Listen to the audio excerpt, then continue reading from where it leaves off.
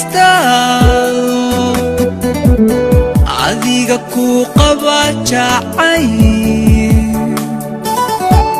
adeecay awristaado adiga ku qaba jacay jacay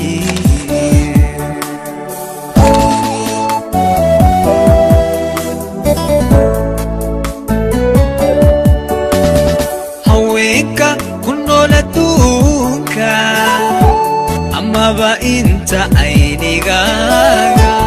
anaa ku ilaashanay sidii